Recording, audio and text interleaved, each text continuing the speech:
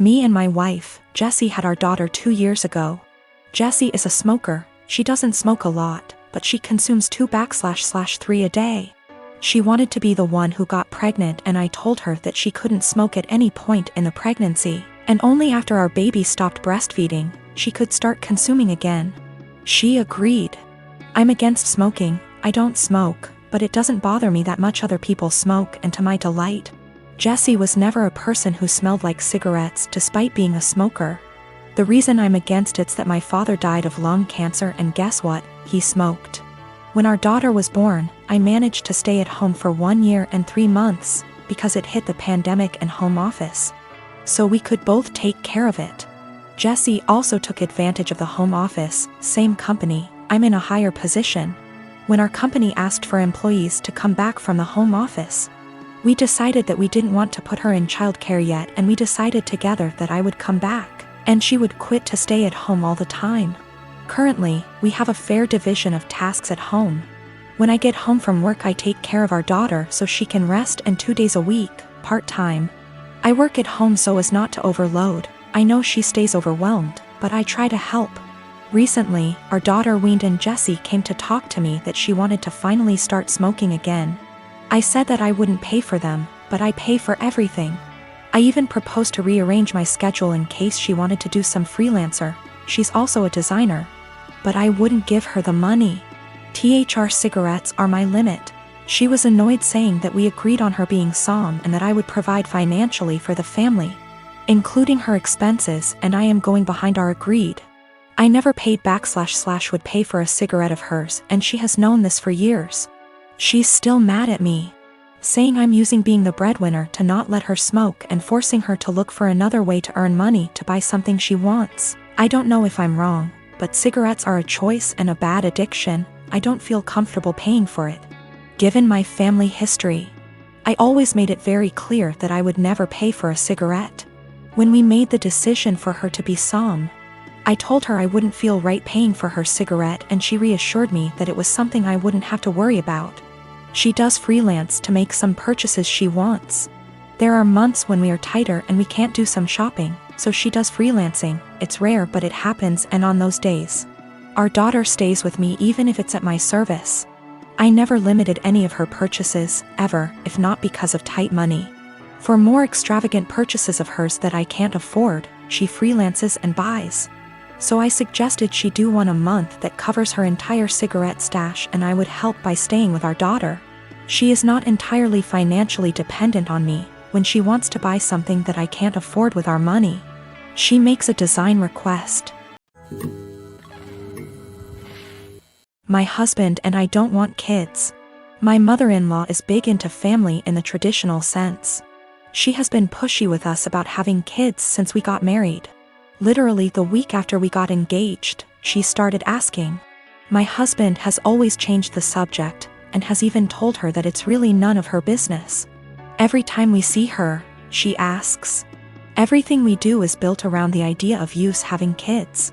3 years into our marriage, my husband said we might not even have kids, and mother-in-law would not hear it. At year 4, husband had a vasectomy and I had a tubal. So this weekend we were all at their home enjoying some barbecue and drinks and everything. When I get up to grab a beer, my mother-in-law asks me if maybe I should drink water instead, because wink wink nudge nudge. You never know. I was annoyed by this and said, there's really no chance. MIL, all wide grin, said, oh come on. It's time for you two to finally get serious. Put down the beer and tell us when we can finally expect you two to finally make your family official. I said we've been official for about 5 years now, MIL, and drink the beer. Husband laughs with me. Mother-in-law gets more annoyed and says, you won't be real, last names, until you bless us with babies. Husband repeated. After about 15 minutes of the usual comments, I finally snapped and said, husband got snipped. I had my tubes tied. We're not having kids. You need to stop bringing it up. Period. Well, I thought I started WWII. She started crying and stormed off. Family looked at us with disgust and stormed off to comfort her. We left. Party kinda ended. The social media bullshit started shortly after. Vague posts, links about how motherhood is a woman's greatest calling, listicles about how unhappy childless women are, etc. Some meme about how I guess I wasn't a good enough mother and won't be graduating to grandmother. It's obnoxious to the point that I just muted all of them.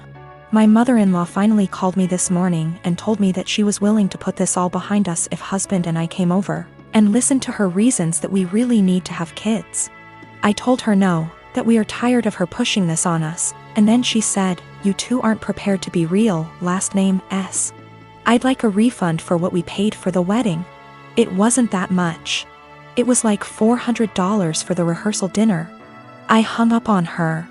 When recounting this to my friends, a few of them said that I was the asshole here for dropping it like that. But I don't think she was ever going to drop it if I didn't finally make a serious, direct comment about it. I gave birth to my daughter weeks ago. My experience was pretty traumatic, and since it was my first, I had no clue what to expect. When I went into labor, I had the most difficult time of my life. I was in pain for hours. My mom was with me, but she had to go, and my husband was with me the entire time. I did something so embarrassing in the delivery room. I pooped myself, which was unexpected and I don't know, but it was embarrassing, and although my medical team were very professional about it, my husband couldn't help himself and started laughing about it later and even telling my family about it, but they didn't react. Just didn't find it funny, and neither did I, in fact. I found it embarrassing, and I already told him to stop bringing it up, especially when he started joking about getting me diapers for my opsies. It got really tiring and chipped away from my self-esteem and confidence. We were with his parents celebrating New Year's Eve together when I excused myself to the bathroom. While I was getting up, he made a quick remark and said, "Oh, yeah, you should go quickly because we don't want any accidents just like the one we had at the hospital, you know what I mean?" While blinking at me. His family actually laughed, and brother-in-law commented, "Good one." I was astonished and so angry and ashamed. I literally just lost it on him and yelled at the top of my lungs, calling him a cruel and insensitive jerk, to be using the difficult experience of birthing his child as a joking matter and humiliating me in front of everybody. He was shocked, staring back at me and not saying a word. All went silent, and I just stormed off to the bathroom till we left, and that was when he snapped, saying I messed up by talking to him like that in front of his family during dinner. I said I couldn't hold my tongue for that long, and after he kept joking about an embarrassing thing when I told him to stop.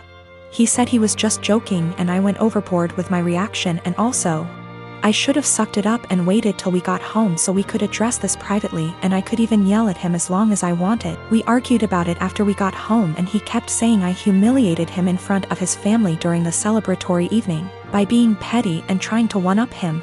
He even said I should have laughed along, not fly off the handle licks that. My cousin Jake got outed about 4 or 5 days before his 18th birthday in the summer. His parents, my aunt and uncle, made arrangements for him to be sent to one of those awful camps that claim they could cure him. A kid in his community was forced to go and came back and was clearly not well, so Jake didn't want to go. Jake ran away from home and jumped from one family house to another. His folks didn't file a missing person report because they didn't want to look bad to their neighbors. They just told them that he went to that camp willingly. He disappeared in the middle of October and turned up in my city a week later. After making sure he was safe to bring home, my wife and I allowed him to stay. He didn't want me to tell the rest of the family for a while, because those people at the camp keep showing up to take him. I made sure to talk to a lawyer, who assured Jake that they cannot take him. 3 days ago, he told his parents he was here. A few hours later, those damn camp people showed up, but they were unable to take him. My family has been blowing up my phone for the last 2 days, angry that I didn't tell someone sooner. Well, Jake didn't feel safe yet, and still doesn't. I wanted to make sure he was ready. Still, even those that want to protect Jake is upset with me for hiding him. I figured I wasn't the for hiding him from my more narrow-minded family. It was those that really wanted to help Jake that made me feel guilty. They were all scared out of their minds and wanted the peace to know he was okay. I felt bad for not telling them. Though I am sure they wouldn't had turned him in, I felt bad because we were working on keeping him safe. Also, we got a lawyer who got the police on the lookout for those camp people in case they try anything.